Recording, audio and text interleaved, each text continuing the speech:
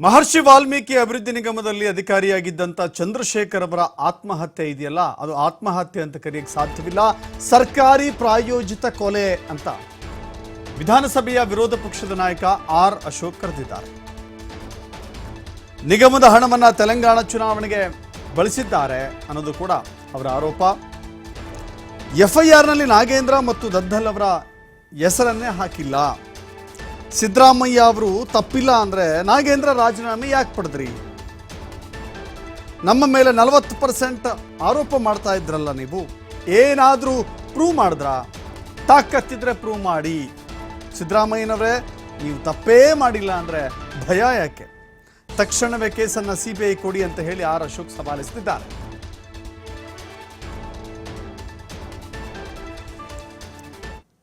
ಒಬ್ಬ ದಲಿತ ಸರ್ಕಾರದ ಪ್ರಾಯೋಜಿತ ಒಂದು ರೀತಿಯಾದಂಥ ಕೊಲೆ ಅಂತ ಅನಿಸುತ್ತೆ. ಸಾವನ್ನಪ್ಪಿದ್ದಾನೆ.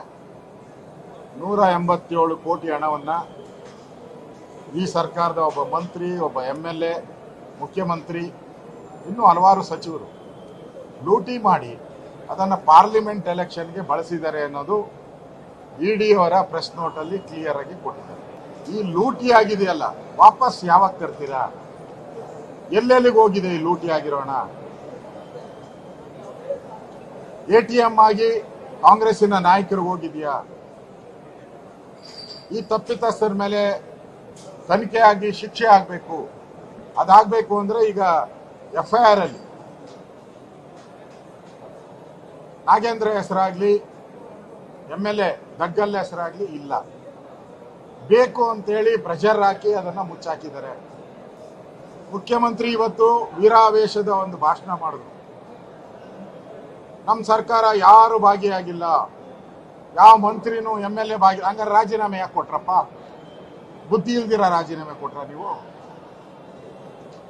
ಮಂತ್ರಿಯ ರಾಜೀನಾಮೆ ಯಾಕೆ ಕೊಟ್ರಿ? ಬುದ್ಧಿ ಇಲ್ದಿರ ಕೊಟ್ರ? ನೀವೇ ಒಪ್ಕೊಂಡಿದ್ದೀರ 89 ಕೋಟಿ ಲೂಟಿ ಆಗಿದೆ ಅಂತ. ಈಗ ಸಾವಿನ ತನಿಖೆ ಮಾಡೋದು ಬಿಟ್ಟು, ಲೂಟಿಯ ತನಿಖೆ ಮಾಡೋದು ಬಿಟ್ಬಿಟ್ಟು ನಿಮ್ಮ ಸರ್ಕಾರದಲ್ಲಿ ಹಿಂಗಾಗಿತ್ತು ಹಂಗಾಗಿತ್ತು ಅಂತೇಳಿ ಈ 40% ಸರ್ಕಾರ ಅಂತ ಪೋಸ್ಟ್ಗಳು ಅಂಟಿಸ್ತಿರಲ್ಲಪ್ಪ.